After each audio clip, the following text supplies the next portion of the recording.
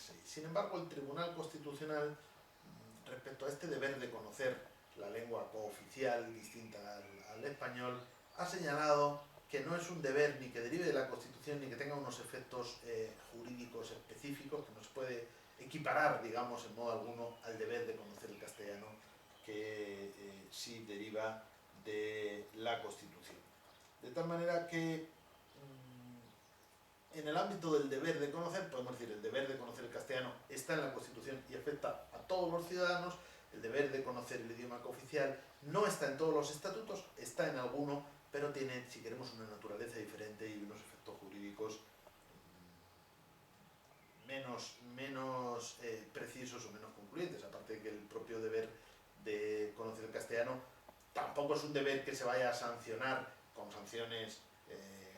vamos a decir, administrativas o de otro tipo, pero sí que va a tener consecuencias jurídicas en algún ámbito determinado, porque esto implica la posibilidad de presumir que todo español conoce este idioma o que debe conocerlo. Es verdad que en algunas situaciones en las que no se conoce, a veces eso no va a implicar la pérdida de determinados derechos cuando están en juego otros derechos. Imaginemos el derecho de defensa, por ejemplo, cuando una persona es detenida y solicita un intérprete, pues el intérprete, según también lo ha interpretado el Tribunal Constitucional, se puede solicitar no solo por extranjeros que no conozcan el español, sino por españoles que tampoco conozcan el español. ¿Por qué? No porque no exista un deber de conocer el castellano, sino porque en este caso va a prevalecer o se va a dar más importancia al derecho de defensa. La situación, en el caso concreto, que una persona no conoce el idioma español y por lo tanto tiene derecho a un intérprete, porque si no, no va a poder defenderse en estos supuestos de detención. Bien, esto en cuanto al deber. Y en cuanto al derecho a uso de ambos idiomas y el resto de los efectos de la cooficialidad. Vamos a ver, esto sería un poquito prolijo y complicado. Lo que voy a hacer es sistematizar brevemente aquello que deriva de lo que el Tribunal Constitucional ha dicho en su amplia jurisprudencia, que es consecuencia de la cooficialidad. Lo que tenemos en determinados territorios es dos lenguas igualmente cooficiales, igualmente oficiales. ¿Y esto qué implica? Primero, en el ámbito de los poderes públicos, pueden asegurar las medidas, adoptar las medidas necesarias para asegurar el conocimiento y el uso normal e incluso la difusión de la lengua propia, es decir, de la lengua cooficial diferente del castellano. Esto, como ya hemos dicho anteriormente, la existencia de un idioma cooficial va a repercutir también en el ámbito de las competencias de la comunidad autónoma, porque aquí las comunidades lo que van a poder asumir son competencias derivadas al fomento, a la necesidad de asegurar el conocimiento. Esto va a tener repercusiones también en el ámbito educativo, y pueden establecer, como digo, medidas para asegurar la difusión, incluso la normalización. Bien, en segundo lugar, en las comunicaciones entre poderes públicos o entre poderes públicos y ciudadanos, cualquiera de las dos lenguas cooficiales pueden utilizarse como medio de comunicación. Cualquier ciudadano puede dirigirse a cualquiera de los poderes públicos de una comunidad autónoma con lengua cooficial o del Estado cuando estén en esa comunidad autónoma, es decir, los poderes vamos a decir, la administración territorial o periférica del Estado en esa comunidad autónoma, y puede elegir cualquiera de las dos lenguas, y cualquiera de esas comunicaciones van a tener plena validez jurídica, no van a necesitar traducción de ningún tipo. Y también las comunicaciones entre los poderes públicos pueden elegir cualquiera de las dos lenguas y tener la misma validez. En tercer lugar, cualquier ciudadano que se comunique con los poderes públicos lo va a poder utilizar en cualquiera de las dos lenguas. Y en cuarto lugar, se va a poder exigir el conocimiento de ambas lenguas para acceder a determinadas plazas, o por lo menos considerar este conocimiento como un mérito para acceder a otras con carácter general. Aquí sería muy difícil establecer un criterio general, porque dependerá del tipo de puesto, de plaza, al servicio de la administración pública, las relaciones que vaya a tener ese puesto o esa plaza con los propios ciudadanos. Como es obvio, si la administración puede comunicarse con los ciudadanos en cualquiera de las dos lenguas oficiales, los funcionarios pues deberán poder utilizar, los funcionarios por lo menos que vayan a comunicar con los ciudadanos, deberían conocer las dos lenguas oficiales. Bien, y luego, como decíamos, si queremos añadir las consecuencias del deber de conocer el castellano será que se puede presuponer, si queremos, el conocimiento del idioma castellano. Por eso la existencia de dos lenguas cooficiales en definitiva se traduce en la posible utilización de ambas, tanto por los poderes públicos, o sea, de cualquiera de ellas, significa no hay necesidad de traducción, tanto por los poderes públicos como por los ciudadanos en la comunicación con los poderes públicos. Ni que decir tiene que los ciudadanos en sus comunicaciones particulares con otros ciudadanos no es que puedan hablar cualquiera de las dos lenguas oficiales, es que pueden hablar cualquier lengua, sea o no sea oficial. Naturalmente, entre particulares, en principio, pues rige un principio de libertad. Otra cosa es que a veces existen regulaciones de lo que son locales o establecimientos particulares, pero abiertos al público. Ya sabemos que en algunas legislaciones tiende a exigirse la utilización de uno de los idiomas oficiales por la idea de la normalización, mucha mayor difusión. Esto pues es algo que genera cierta polémica o que puede ser en principio objeto de un mayor o menor debate. Bien, pero con carácter general la afirmación es que las comunicaciones entre particulares son totalmente libres y las comunicaciones entre particulares y los ciudadanos, también los particulares pueden elegir, en este caso solo, como es obvio, entre los idiomas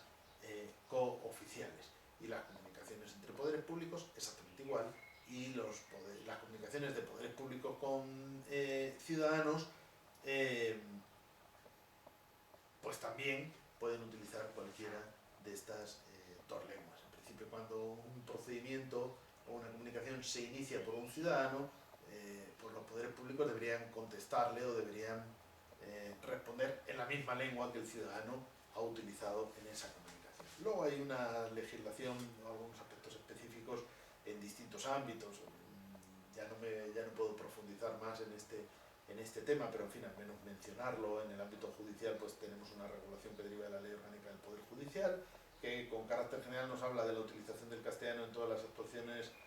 judiciales, pero también de la posibilidad de que se utilice la lengua oficial propia de la comunidad autónoma en los procesos que se lleven a cabo dentro del territorio de la comunidad autónoma con una lengua cooficial, pero asegurando en todo caso que esto no genere indefensión. Es decir, no se puede utilizar esta lengua si va a generar indefensión, o en estos casos pues se puede acudir a la traducción. Las partes, sus representantes, testigos, peritos pueden utilizar la lengua propia oficial de la comunidad autónoma en sus manifestaciones, pero como digo, hay que asegurar que esto no produzca indefensión. En tales casos pues, podría llevarse a cabo esa traducción. También hay regulación específica en el ámbito de la enseñanza, pero esta depende de las comunidades autónomas con lengua cooficial. Hay una cuestión básica que deriva del carácter oficial del castellano en todo el territorio y que está incorporada a las leyes educativas, y es la obligación de enseñar el idioma castellano en todo el territorio. Pero la cuestión más polémica en el ámbito de la enseñanza no es que se vaya a enseñar el castellano y que también se va a enseñar en la comunidad con lengua cooficial, la lengua cooficial, sea el catalán, el euskera o el gallego, sino qué lengua se va a elegir como lengua vehicular, digamos, como lengua común y habitual para la transmisión de todos los demás conocimientos. No que ambas lenguas, que como es obvio van a ser asignaturas, van a ser materias que se van a enseñar, sino cuál es la que se va a utilizar. El Tribunal Constitucional español, aunque inicialmente había apuntado la idea de que podría existir un derecho a recibir la enseñanza en la lengua de elección de los padres dentro de las lenguas cooficiales, es decir, que los padres podrían exigir la enseñanza en una de las lenguas, luego posteriormente ha reconocido que este derecho solo va a ser un derecho a recibir la enseñanza en la lengua materna, pero solo en la primera enseñanza y no en niveles posteriores, ¿no? Reconociendo así pues la constitucionalidad de leyes de normalización lingüística que lo que han hecho ha sido fomentar el uso de la enseñanza en uno de los idiomas cooficiales, si queremos marginando o dejando como algo un poco excepcional el uso del castellano como lengua vehicular. Sin embargo, este derecho al uso del castellano todavía va a existir, o por lo menos en la primera enseñanza siempre va a existir, porque puede haber personas, bien por traslado o bien por las circunstancias que sean, que no conozcan la lengua cooficial. Aquí, como sabemos, hay diversas sentencias, no solo ya del Tribunal Constitucional, sino del Tribunal Supremo, tratando de garantizar ese derecho, ¿no?, a recibir esta enseñanza cuando se dan las circunstancias para ello en castellano, ¿no? Luego ya en los niveles superiores se supone, salvo estos casos especiales de personas que se hayan podido trasladar, etcétera, pero en los niveles superiores se supone que tiene que haber un conocimiento más que suficiente de ambas lenguas cooficiales y por lo tanto este problema pues ya tendría otros perfiles porque cualquier estudiante pues debe conocer ya o debe tener el nivel suficiente de ambas lenguas. Bien, pero en la primera enseñanza, digamos, o la enseñanza en los niveles más bajos de la enseñanza, tiene que existir este derecho, a pesar de que bueno, pues, encontramos reiteradas sentencias que lo intentan garantizar y hacer efectivo, lo que nos pone de relieve que a veces no es fácil, ¿no?, el llevar a la práctica este derecho. Bien, no me quiero extender más con este apartado, que por supuesto es muy amplio y que, como es obvio, podríamos profundizar muchísimo más, pero tenemos que pasar a los siguientes apartados de este tema. El segundo de ellos sería el de caracteres del proceso autonómico. Hay un texto que yo les he facilitado en el que abordo con mayor amplitud no solo la descripción de lo que sería el proceso autonómico en España, sino qué características ha tenido, ¿no? Para entender el proceso autonómico habría por lo menos que dar alguna pincelada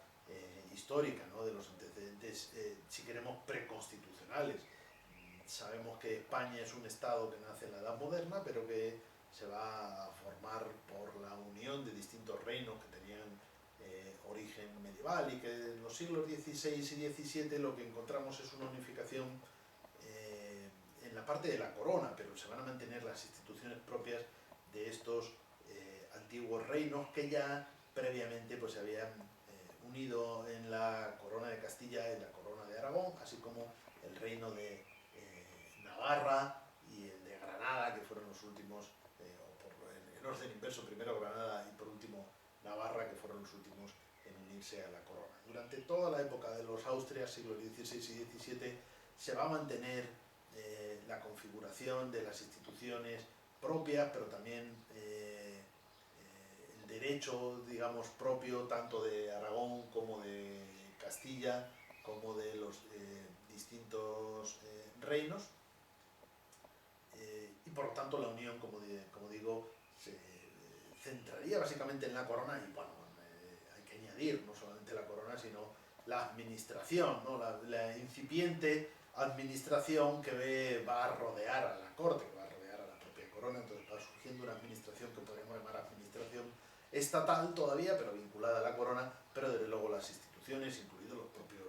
las propias instituciones parlamentarias, es decir, las cortes, van a mantenerse durante todo este periodo. Con los Borbones, a partir de los decretos de nueva planta, se va a llevar a cabo una desaparición de estas instituciones particulares, pero con matices, ¿no?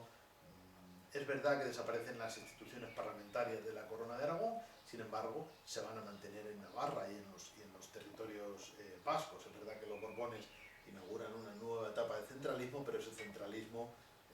no es tan acusado que haga desaparecer, digamos, toda peculiaridad. Como digo, tanto en Navarra como en los territorios vascos se van a mantener las instituciones parlamentarias. En la Corona de Aragón ya van a desaparecer. Habíamos tenido cortes tanto en Cataluña como en Valencia como en Mallorca, y estas van a desaparecer, pero bueno, pues los representantes de estos territorios pasarán a las Cortes Generales, digamos, en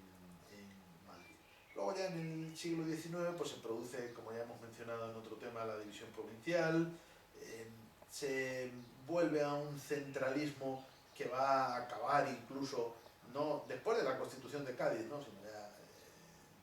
más adelante, con las propias guerras carlistas, con las instituciones también de los territorios vascos, de Navarra,